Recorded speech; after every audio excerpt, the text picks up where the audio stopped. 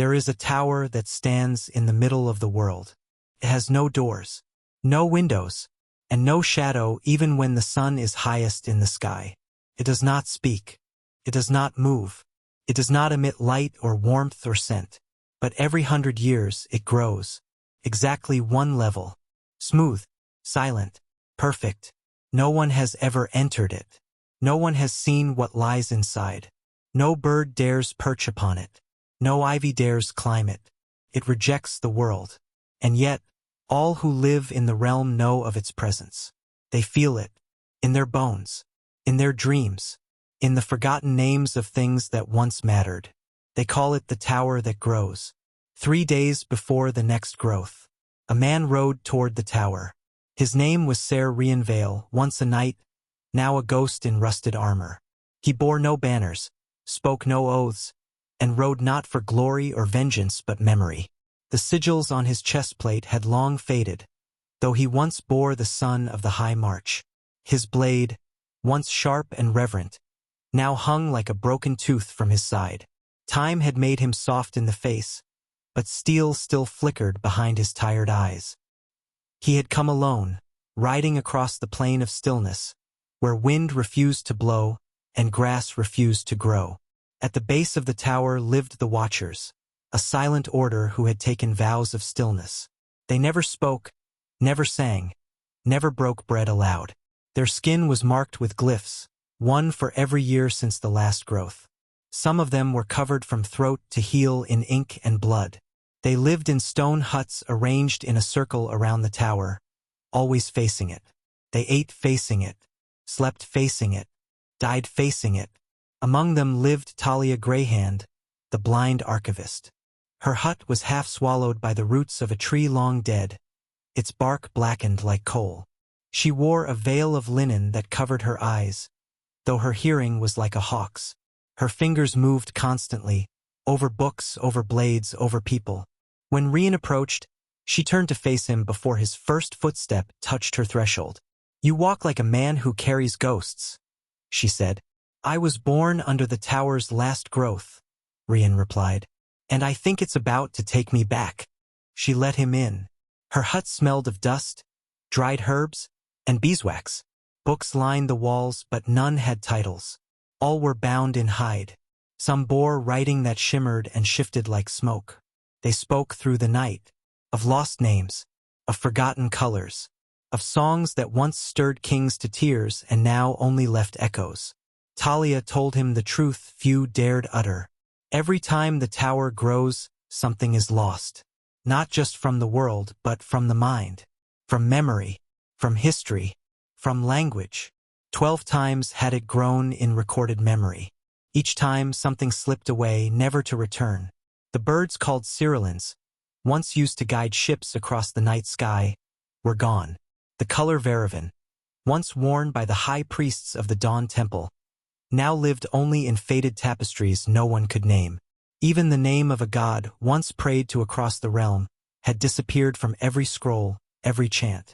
Only a few remembered what had been lost. Only the marked. "But you remember your mother," Talia said.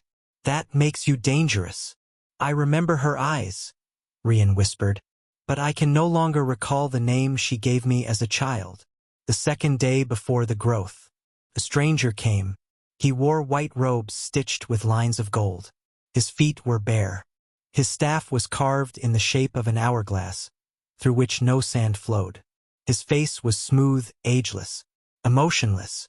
He was Erewin the Hollow, and he came with every growth. He did not eat. He did not sleep. He walked the perimeter of the tower, whispered to the Watchers in no language Rian could hear.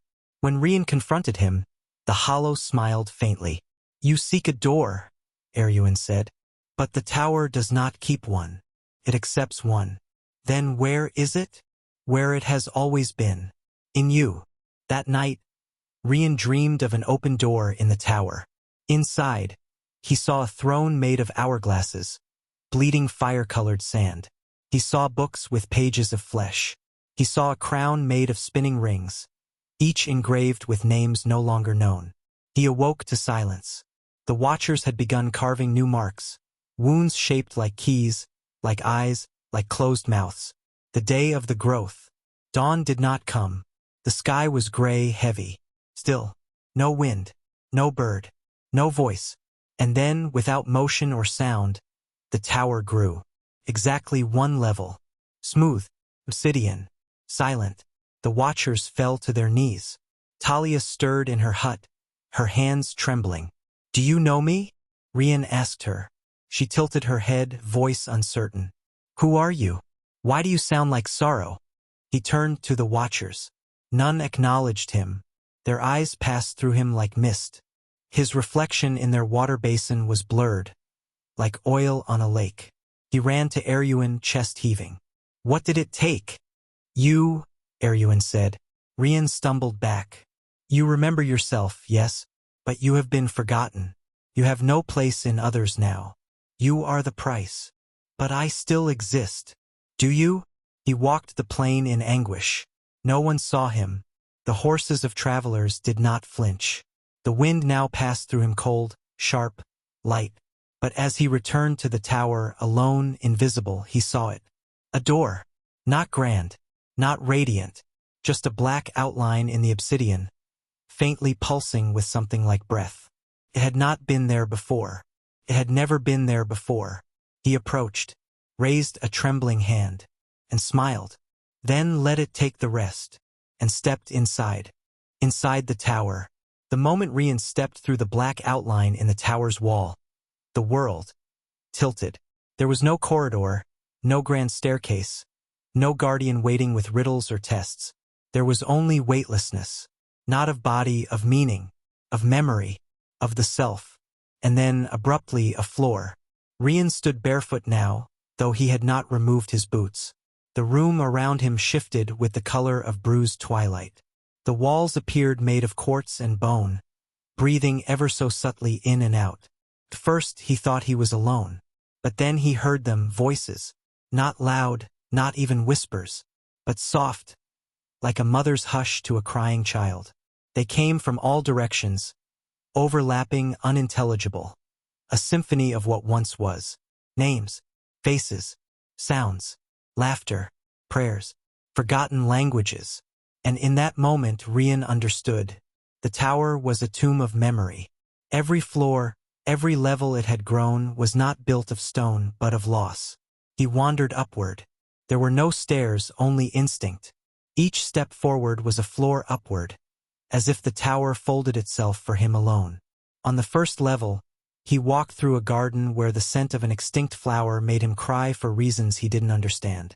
A red bloom that pulsed with heat and glowed faintly in the dark. On the second, he saw murals, alive, shifting, of battles no bard remembered. Heroes who had once saved cities that no longer existed. Their swords glowed with honor, their eyes hollow with fading recognition. The fifth was full of doors that opened to silences. Silences that made his ears ring. This is where the songs came to die.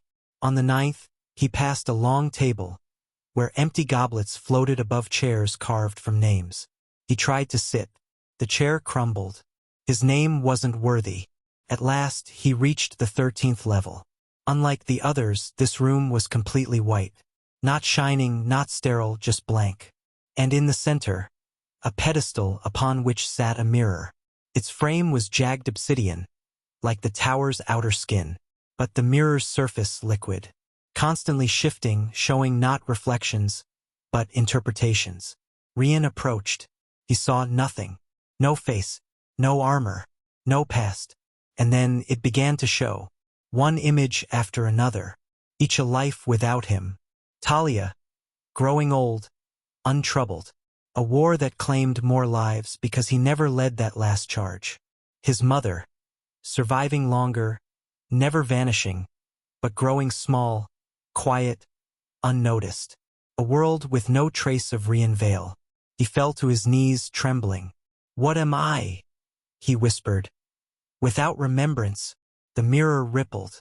A voice, genderless, ancient, near and far all at once, spoke from its depths. "You are potential. You are sacrifice. You are seed. Then bring me back," he begged. "Let me be remembered." One may not re-enter the book without replacing a page. Take anything. My sword. My soul. We have those already. We want what is left. Your choice. The mirror shattered. Light, cold, ancient, memory white, swallowed him. The 100 years that followed. The world moved on. The watchers continued marking their skin. Talia forgot even the dream of a man with a sorrowful voice. Erewhon the Hollow disappeared. No one noticed. Perhaps he had never existed. The tower stood taller. 13 levels.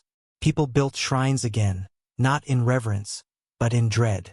A cult emerged, calling themselves the Echoed, who worshipped the memory of the forgotten. Their chants were composed of half-sentences and unfinished lullabies. And somewhere, in a little-known village on the coast, a boy named Callan began having dreams. He saw a man in dented, rusted armor. He felt wind across a tower's mouthless wall. He cried waking tears for a woman he had never met. The return. When Callan was 12, he approached the base of the tower alone. The watchers no longer lived there. The cult had long since burned themselves to ash. He touched the tower, and the door opened.